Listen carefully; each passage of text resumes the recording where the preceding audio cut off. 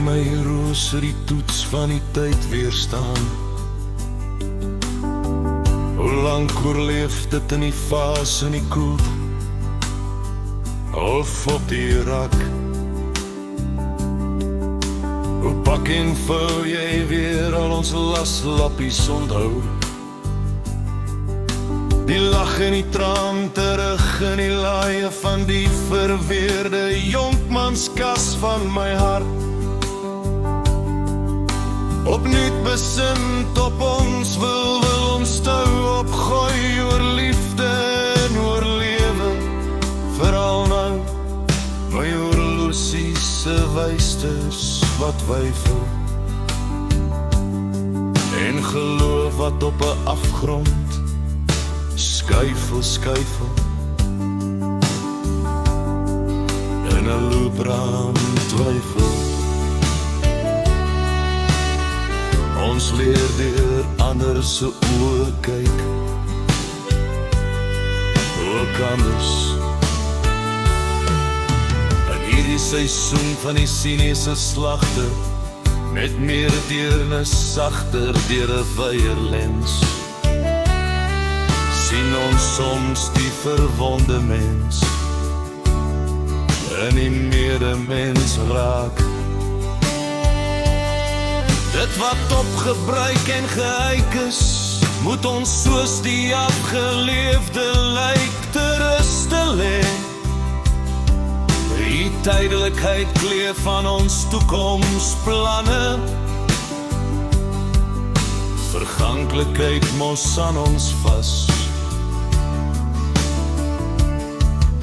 Sterweles lyks op die loere, klokter oor die ringmuur, slyp gemasker tot voor ons beddens in binnekamers. Maar dis nie teenstaande, rig ek aan jou hierdie vers versoek vir die 14de, lang stil woorde, 'n rymryker, eenvoudig maar met sorg gekweek oor vele jare. Kom sit weer vanjaar by my, op 'n rusbank met jou handgebreide kussens, op 'n stoep met die smal stofspore van kinders se kaal voetkrewel, so namiddag soms 'n sagte smeel. 'n potplant wat in die hoek groei, geil en waansinnigheid, 'n gele muur na benede tuinel. 'n verfrissende bries, 'n leihond suinig met sy blaf, slapend aan ons voete, blaai saam met my deur ons simpleerboeke, deur ons dagboeke, deur ons bladboeke. Die knipsels verse vergeel wel effens, tog hou boeke en bindels soveel langer as blomme wat kwyn by gebrek aan water en sonskyn.